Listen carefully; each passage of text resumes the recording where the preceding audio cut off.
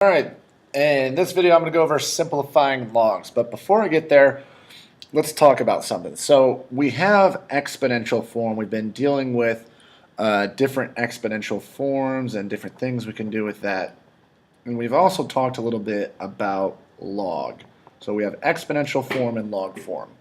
The relationship between the two, and we kind of talked about it in the first semester of Algebra 2, these are inverse operations of each other, or they are inverses of each other, just like how multiplication, division, addition, subtraction, exponential form, and log form.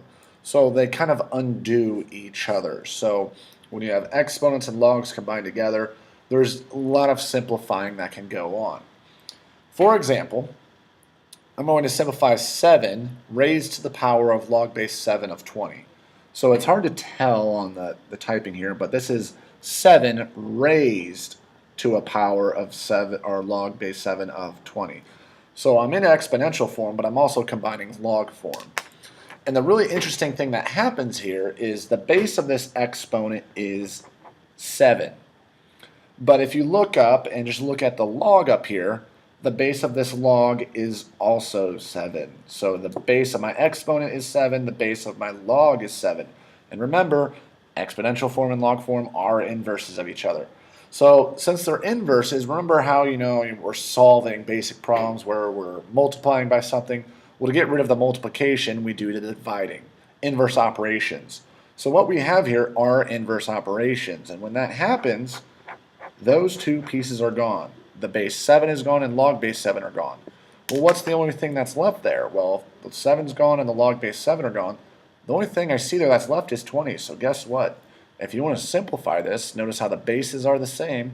Your answer is just 20. Same thing here. I have, instead of logs, I'm going to deal with e. So I have, it's hard to tell, I have e as my base raised to an exponent of the natural log of 7x. Now the thing to remember here is, well, my base here is e, but what is my base up here? So I have natural log. So that's something you have to remember. Natural log has a very special base. That base is e. We don't write it, but I'm just showing you. When you have a natural log, that means you're taking a log with the base e, the natural base. Notice here I have e as a base. I have e as a base there. So just like earlier, these are inverse operations. So that is gone. So what's left over? Well, all I see is that 7x. So guess what? That is your answer, 7x.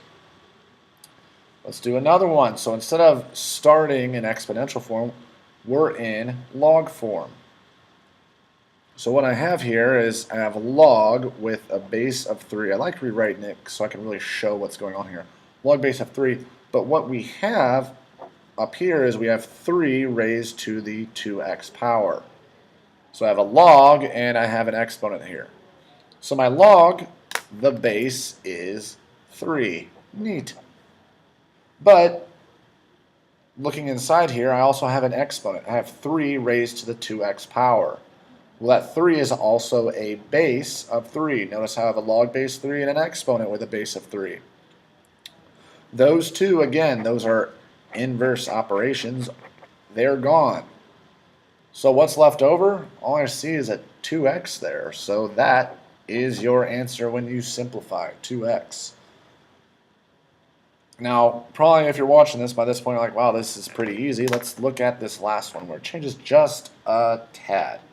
So I have log base 2 and then 8 to the 4x. So I have log, the base of 2, but I have 8 raised to the 4x. Now I have a base of 2 here, but that is a base of 8 there. So that trick we're using doesn't really work out. What we can do is a little bit of math, and let's rewrite this 8 so it is a base of 2. So I need to think about what number, if I want to change this so it's a base of 2, 2 to the what power gives me 8? 2 to what power gives me 8? That is 2 to the 3rd power. So I'm rewriting that 8 as a 2 to the 3rd power. Still have that 4x and the exponent hanging out.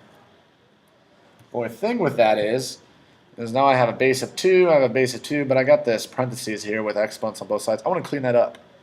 Remember to our exponent rules, when you have exponent raised to an exponent, we multiply there. So 3 times 4x is 12x. So we're going to have raised to the 12x power. So instead of 2 to the third raised to the 4x, we have 2 to the 12x power. So now we're starting to look like those problems we were doing earlier. I have a log with a base of 2. And then on the inside, I have an exponent. A base of 2 raised to the power of 12x. Same base. Those are inverse operations, just like addition, subtraction, multiplication, division.